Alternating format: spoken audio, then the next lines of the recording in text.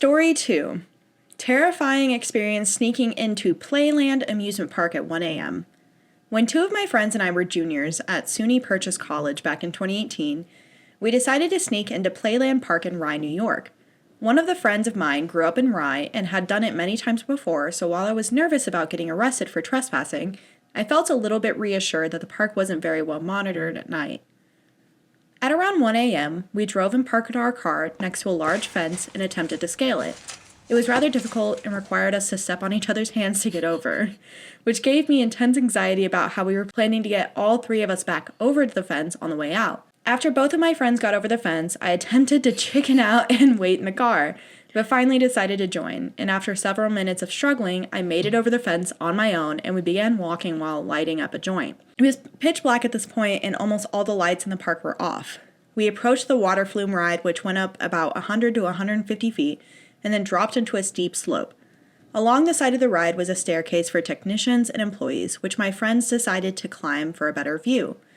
At this point, I chickened out and decided to stay at the bottom because of a fear of heights. As they ascended the stairs, I looked out across the park and noticed something very strange. We weren't alone.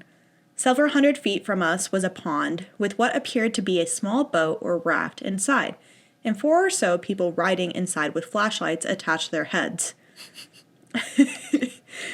What was even stranger was the fact that there were 2 dark figures swimming in the pond looking for something underneath the water. It's like National Treasure. I could barely make out the silhouettes of these figures, but after a few minutes, I noticed that they would see us and began mobilizing the boat in our direction. I frantically started whisper screaming to my friends, who were all the way at the top of the water ride and could barely hear me. At this point, the boat had finally reached land, and the little lights on their helmets were heading in our direction fast. My friends finally raced down the stairs, and we began sprinting as fast as we could down a boardwalk that was dimly lit, and back towards the way we came. As we sprinted down the long, straight boardwalk, I realized that we were completely visible and started to accept the reality of being caught/arrested. We somehow rounded a corner, got back to the fence, and climbed over safely, hopping into our car and dipping immediately.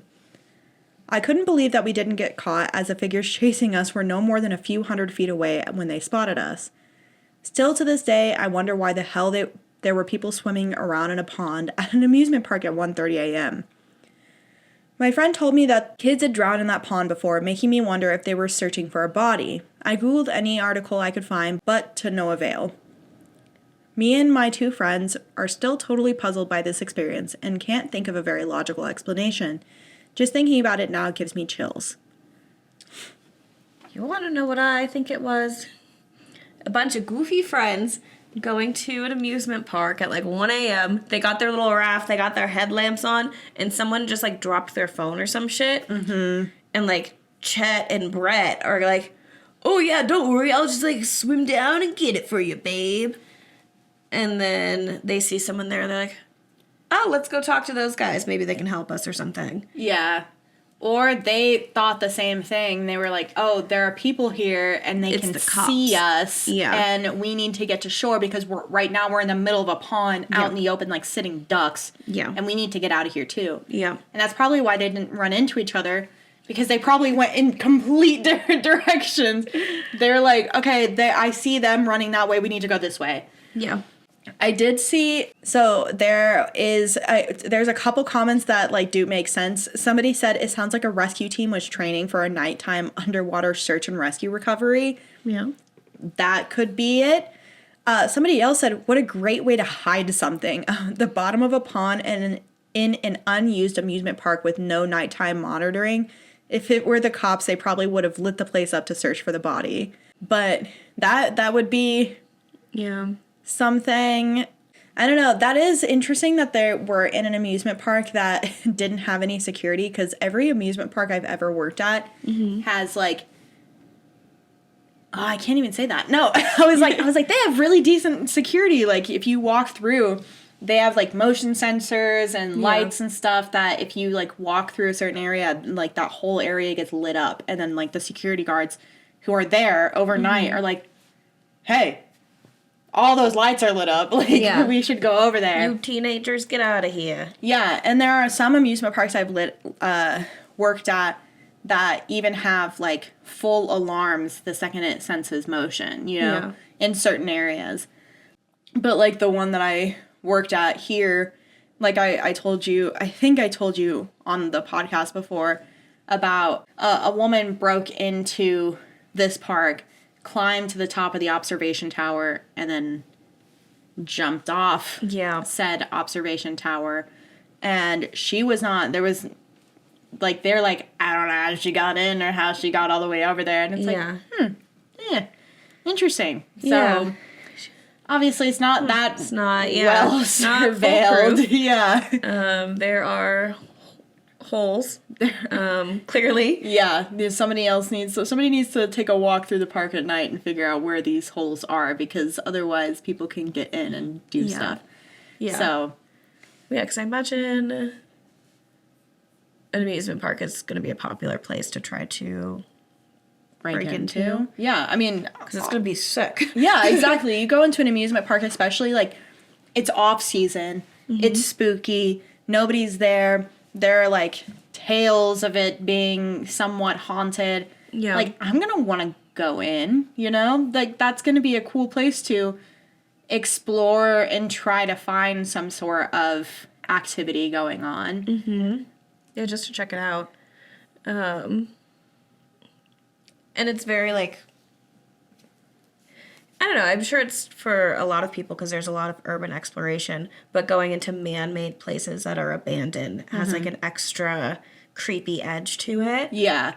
Like, yeah, you can, like, explore the woods and stuff, but there's something different about, like, somebody setting the intention to build something and then just abandon it all. Yeah. And I think that's, like, part of the scariest part. Like, all the ghost towns that there are in Colorado, like, it's really eerie going to these places and being like, why did they build all of this? Right. Just to leave. Right. Like, they spent years and years and years setting up these homes, setting up these businesses. Yeah. And then in a blink of an eye, they're gone. And nobody can really figure out why they're gone. Yeah. Like, there's a little ghost town that we went to when we went camping last year in the fall. And it's like, it's a pretty good hike away from a lot of stuff. Like, the only way to get to it is, because there's no road that goes into it. You have to hike all the way around a lake to get to it. I know where you're talking about. Yeah. I wanted to go there. Is it cool? It's very cool. Okay. Where you, like, take a boat across the lake to get to it. But, yeah, you get out there, and it's these, like, they're pretty decent-sized houses, right? Like, one of the houses we went into, it was, like, fully built. There were bedrooms, there was a living room, there was a fireplace, there was a place that you could tell, like, it was a bathroom. I mean, it's, like, before they had flushing toilets, it's just a room with a hole in a... Yeah, but it's a room inside the house. It's not like an outhouse, you know? Very rich people. Yeah, and it's, like, it had, like, a third story that was, like, this, like, boxed-in glass room where you can just, like, look out at everything. But it's these buildings that these people spent so much time taking care of and building, and there weren't that many. I mean, there's, like, 10 buildings total, I feel like. But they just left. Like, they were, like... There's no point in living on this side of the lake, like, kind of thing. We're done. Yeah, and that's always so weird to go to these towns that are completely abandoned. And I mean, some have reasons, right? So you have the town that's in Pennsylvania that has that, like, basically active. Yeah. It's a volcano, right? It's or something that's coming out of the... I think it's sulfur, like, constantly coming out of the ground. Sulfur Town. Pennsylvania. It's not cold. No, they're just like, are you talking about Philadelphia? Because it's stinky, basically. Okay, AI. Though there's, like, the abandoned town in Pennsylvania. It's on fire. It's Centralia. That's what it is. Yeah, so it's a abandoned coal town, and, like, basically all underneath is, like, on fire. But yes, it's smoke and sulfuric gases are constantly, like, coming out from underground. Yeah. So, like, that one makes sense to leave, right? Because, like, it's not habitable. Yeah, that fire in the coal line that's causing this started in 1962. My mom's entire lifespan, this fire has been going on. Yeah. That is insane. It's where they based Like a turkey. they based Silent Hill off of this town. Because of how spooky it is, because it's constantly like foggy because of all the smoke and the gases that are coming up. Interesting. I didn't know that. Yeah, so that's where Silent Hill's based on. So never going there. Got it. Unless we get more likes, comments, and subscribers. We go there for a little urban exploring. Do we need a hazmat suit? I don't think so. I mean, we need something for our asthma. Yeah, we need a little mask. Last night when we were going into the haunted house, there was a guy who was about to go in the lane next to us, and he had his shirt over his nose because the fog machines are going off right next to the entrance. And the guy letting people in are it was like, are you okay? And he was like, I have really bad asthma. And the guy looked at him and goes, well, you probably shouldn't go in then. No. And the guy was like, oh, no, I'll be fine. And just had his shirt there. And we walked in, and, the third room is just a room full of smoke and, a green laser. And Quentin, leans in my ear, and he goes, you probably shouldn't go in then. I thought that was really funny. Because he's so right. I was like, bro. You should not go in there. This whole place is filled with fog. That's what a haunted house is. Yep. Not to mention, if you went on any other night that wasn't tonight, it would also be really dusty because you're walking through a cornfield. Mm-hmm. So, yeah, dumb. But I just imagine he falls over, and someone walks by. Is like, this haunted house is really good. They're really realistic here. They really commit. I love this place, and he's But yeah, anyways, going back to the story. What were we talking about? There definitely was probably another group of people just exploring, toying about. I mean, it would be kind of fun to go out. You you have a little boat and you're like, let's go explore. Yeah, because they came prepared. They have their headlamps on. Yeah. That also made me think of Phasmophobia. Yeah. All you look in the distance and you just see a bunch of heads turn, but the only reason you see it because the flashlight on their head turns. Yeah. You're like, oh shit, there are people over there. Yeah. But I don't know why somebody's initial reaction if they go into an amusement park in the middle of the night would be to go to the top of a flume ride. Yeah. Okay, flume. It would not probably be. I guess you could see an eagle eye view of the park, so I get it in that aspect. And it's not as tall as a roller coaster, so I guess that would also you don't make sense. Go all the way up. Yeah. I probably would have been OP because I'm not very good at climbing over fences. But I don't like heights that much, so I'm a bit of a weenie. Yeah, I'm the same way. One time I cut my shin in a 4-inch gash trying to climb over a fence. Yeah. So now I'm I don't really want to climb over another fence. I have no business doing it. No. I'm not an athlete. Flailing about. Somebody help me! Yeah, well, I wasn't even trying to climb over a fence. I was climbing over bars at this little it's a fun park, so they've got putt-putt and tiny go-karts. And I was in line for the go-karts and no one else was there.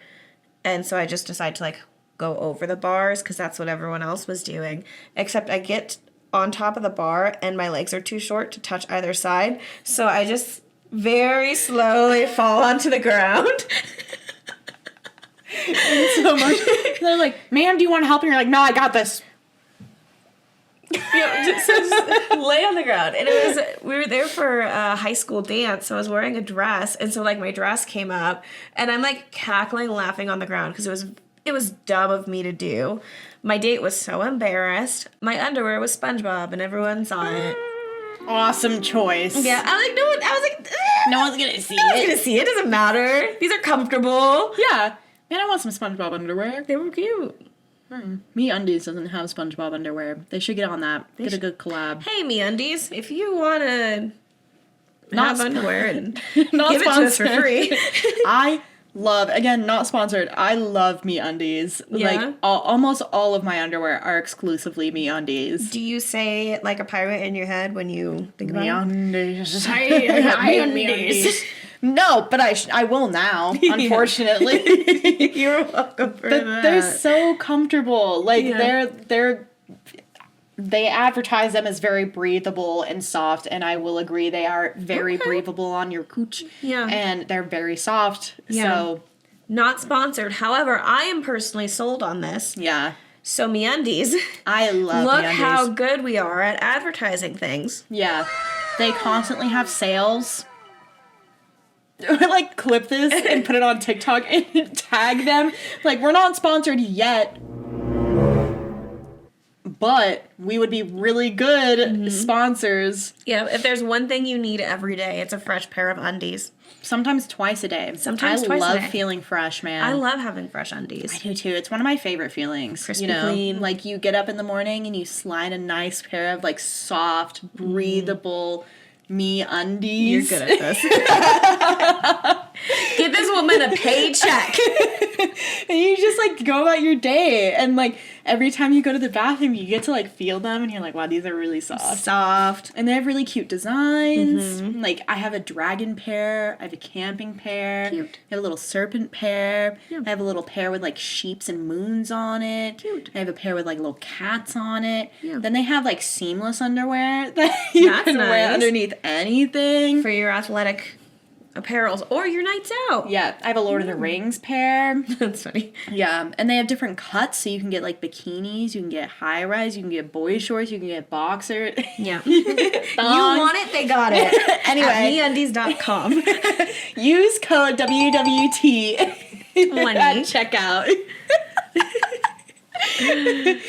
Don't actually, we're not sponsored. I cannot make that clear enough. I wish we're we did. manifesting. What do you We want are from us? manifesting. If there's anything we're gonna do, it's gonna be to manifest.